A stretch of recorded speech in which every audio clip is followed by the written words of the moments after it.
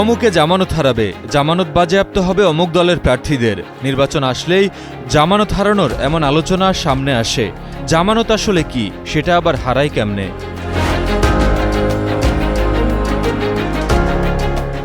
নির্বাচনে অংশ নিতে একজন প্রার্থীকে শুধু মনোনয়নপত্রই জমা দিতে হয় না, সাথে জমা দিতে হয় নির্ধারিত অর্থ, যাকে বলা হয় নির্বাচনী জামানত।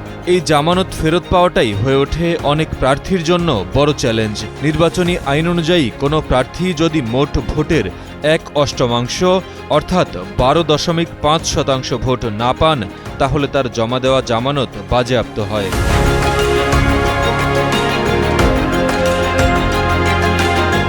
অর্থাৎ মোট ভোট যদি 1 লাখ হয়, তাহলে একজন প্রার্থীর জামানত রক্ষার জন্য ন্যূনতম প্রয়োজন 12,500 ভোট। এর কম ভোট পেলে তবেই তার জামানত বাজেয়াপ্ত হবে। তাই নির্বাচনে অংশ নিলেই জামানত ফেরত, এটা নিশ্চিত নয়। জনসমর্থনের নির্দিষ্ট লক্ষ্য অর্জন করতেই হবে।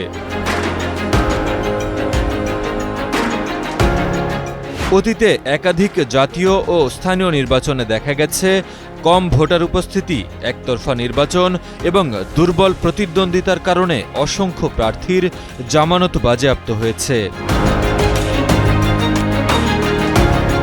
অন্তর্বর্তী সরকারের অধীনে অনুষ্ঠিত হতে যাওয়া এবারের নির্বাচন ঘিরেও রয়েছে নানা আলোচনা। যেহেতু প্রধান উপদেষ্টা বলেছিলেন ইতিহাসের সেরা নির্বাচন হতে যাচ্ছে এবার, তাই বাংলাদেশ সহ পুরো বিশ্বের নজর আসন্ন নির্বাচনের দিকে। বিভিন্ন রাজনৈতিক দলের অংশগ্রহণ, ভোটার উপস্থিতি এবং মাঠের প্রতিদ্বন্দ্বিতা নিয়েও রয়েছে বেশ চ্যালেঞ্জ। এক্সট্রিম মশার কয়েল প্ল্যান্ট ফাইবার দিয়ে তৈরি, তাই সহজে ভাঙে না, সুগন্ধিযুক্ত ও নিরবিচ্ছিন্নভাবে জ্বলে। ডেঙ্গু, চিকুনগুনিয়া বাহি সহ যে কোনো মশার বিরুদ্ধে দেয় এক্সট্রিম সুরক্ষা।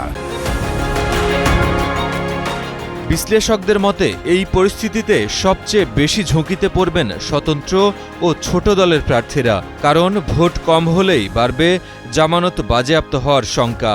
নির্বাচনে অংশ নেওয়া অনেক প্রার্থীর কাছেই জামানত শুধু অর্থ নয়, এটি সম্মান ও রাজনৈতিক অবস্থানের প্রশ্ন। তাই ভোটের এই ন্যূনতম সীমা অতিক্রম করতে না পারা মানেই রাজনৈতিকভাবে বড় এক ধাক্কা।